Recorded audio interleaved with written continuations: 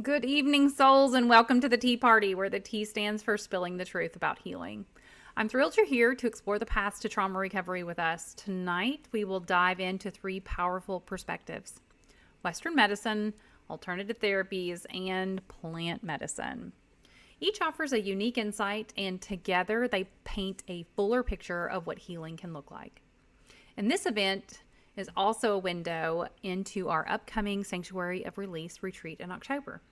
It is a 4-day, 3-night journey for women to heal trauma through plant medicine, somatic therapy, and community. We'll share more about it later, but for now, know that this space is about connection, truth, and hope. Let's begin our first lecture on Western medicine. Western medicine is often our first thought when we think of healthcare. It's the backbone of hospitals, clinics, and emergency rooms. But when it comes to trauma healing, those deep wounds that linger in our minds, bodies, and spirits, it doesn't always give us the full picture. Let's explore its strengths and where it falls short. Western medicine shines in acute care. If you're in a car accident, it's the surgeon who sets your broken bones, or the antibiotics that fight a life-threatening infection. It's built on rigorous science. Think clinical trials and advanced diagnostics like MRIs. For example, the discovery of the germ theory and vaccines has saved millions of lives. In 2023, the Cleveland Clinic noted that Western medicine's evidence-based approach ensures treatments are safe and effective for conditions like infections or heart disease. But trauma is different. It's not just a physical injury, it's a wound to the soul. Western medicine often focuses on symptoms, like prescribing antidepressants for anxiety or insomnia, without addressing the root cause. A 2016 study in PMC found that this symptom-focused approach can miss the mind-body-spirit connection, crucial for trauma recovery. It can also be culturally insensitive. Western medicine is rooted in a specific worldview that may not resonate with everyone, especially those from diverse backgrounds who value spiritual, communal healing practices. A 2001 Science Direct article highlighted that traditional healers are often more accepted in some of these communities because they align with the cultural beliefs. Then there's the reliance on pharmaceuticals. Medications can be life-saving, but a 2019 PMC study warned that over-reliance can lead to dependency without resolving the underlying trauma. Imagine taking a pill to sleep, but never processing the nightmare source. That's where Western medicine can leave us wanting more. Finally, accessibility is a huge barrier. In rural Middle Tennessee, mental health resources are scarce. A 2017 USC Schaefer study noted that rural areas often lack providers and therapy costs $100 to $200 per session. They're unaffordable for many. Let me share a story. Sarah, a survivor of childhood abuse, has been on antidepressants for years to manage her PTSD. They help her function, but she feels stuck. She's just surviving, not thriving. Her therapy sessions focus on coping skills, but she craves something deeper, a way to heal her spirit and reconnect with her body. Sarah's experience shows how Western medicine can be a starting point, but often isn't enough for trauma healing. Now let's explore alternative therapies, approaches that treat the whole person, not just the symptoms. Trauma lives in our bodies, minds, and spirits, and these therapies help us reconnect and heal in profound ways. Alternative therapies or complementary and integrative health practices, including yoga, mindfulness, somatic experiencing, equine therapy, art therapy, and more. Unlike Western medicine's focus on fixing specific issues, these therapies aim to restore balance and empower survivors to take an active role in their healing. Trauma often leaves us disconnected from our bodies. A 2023 Somatotopia article explains that therapies like somatic experiencing help us process trauma by gently tuning into physical sensations, completing interrupted fight or flight responses. This can release tension and restore safety. Mindfulness, another powerful tool, teaches us to stay present without judgment. A 2024 National Center for PTSD study found that mindfulness-based stress reduction reduced PTSD symptoms and improve quality of life in veterans. It helps survivors manage intrusive thoughts and feel more in control. Creative therapies like art and music therapy offer safe ways to express emotions that words can't capture. A 2022 Recovery.com article noted that art therapy helps survivors externalize their trauma, creating a visual path to healing. Equine therapy, where you interact with horses, it builds trust and emotional regulation. Horses mirror our emotions, offering a unique way to practice connection. A 2020 guest house study highlighted its effectiveness for PTSD.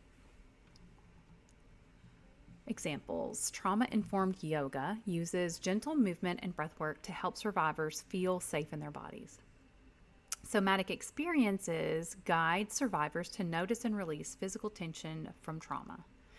Equine therapy fosters trust through horse interactions, ideal for those who struggle with human connection. And art therapy allows survivors to express their inner world through painting or drawing.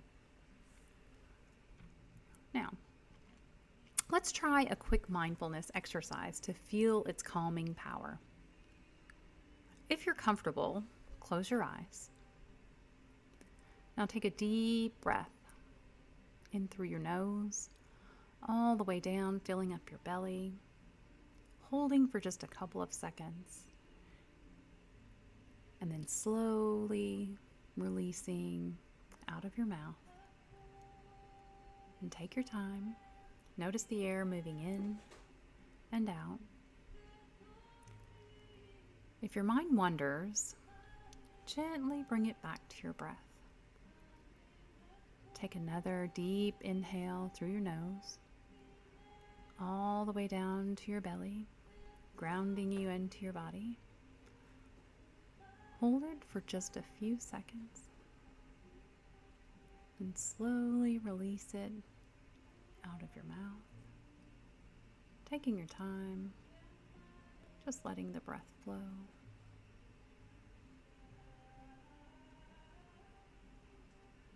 Let's take another deep breath in through your nose, all the way down to your belly. Let's hold all the air you can possibly hold in your belly, then filling up your lungs, and hold for just a couple of seconds.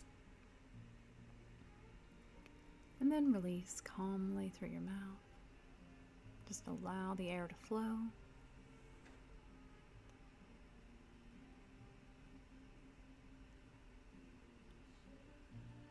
How did that feel?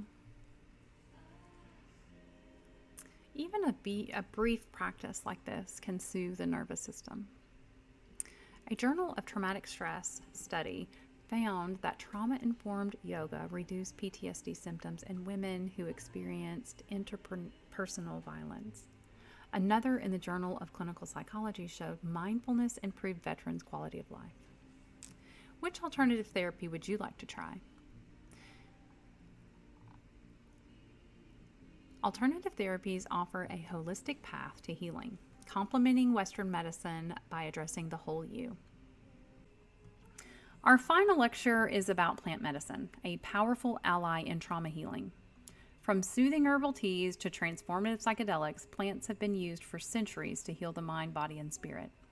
Tonight we'll explore how they can support trauma recovery and connect this to our Sanctuary of Release retreat. Some non-psychedelic plant medicines include herbal teas like chamomile, rooibos, and valerian root. These promote relaxation and reduce anxiety. A PTSD UK article notes that rooibos lowers cortisol levels, helping PTSD sufferers. Adaptogens are herbs like ashwagandha and rhodiola. They balance the stress response. A 2024 RISE-MD study found they support adrenal function, increasing resilience for trauma survivors. At the Sanctuary of Release, we use Cambo, 5-MeO-DMT, and psilocybin in trauma-informed ceremonies. Cambo is an Amazonian frog secretion used for cleansing. It's not a psychedelic, but helps release emotional blockages through intense purging.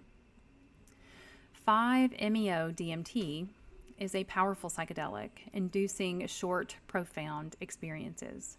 When used in a low dose form, it is a non psychedelic and is actually good with somatic exercises to release block emotions. Psilocybin is found in mushrooms. It facilitates emotional breakthroughs. A 2019 Johns Hopkins study showed psilocybin reduced PTSD symptoms in controlled studies. How plant medicine helps. Well, it helps with emotional release. Psychedelics allow survivors to access and process repressed emotions, fostering breakthroughs. It helps with stress resilience. Adaptogens and tea supports the body's ability to cope with stress. And it helps with spiritual connection. Ceremonial use fosters a sense of unity, vital for healing spiritual wounds. Plant medicines, especially psychedelics, require experienced facilitators to avoid re-traumatization. As Sanctuary Release, we provide trauma-informed care, preparation, and integration to ensure lasting healing. Let me share Emily's story. After years of PTSD from childhood trauma, Emily joined a plant medicine retreat. During a psilocybin ceremony, she faced her pain and found forgiveness for herself. With integration and support, she carried that healing into her life, feeling whole again. That sounds like it's an easy practice, but it is super difficult, and sometimes it can last. It's a lifelong process. But slowly integrating piece by piece is where we're at. Plant medicine, when used responsibly, can be a game changer for trauma healing. It's a core part of our Sanctuary of Release retreat, where we create a safe space for women to heal deeply. Thank you for joining us tonight. I hope you're leaving inspired to explore your healing journey. The Sanctuary of Release in October offers a safe, transformative space for women to heal through plant medicine, somatic therapy, and community. It's a chance to reclaim your light. Please, good night, and thank you for spilling the tea with us.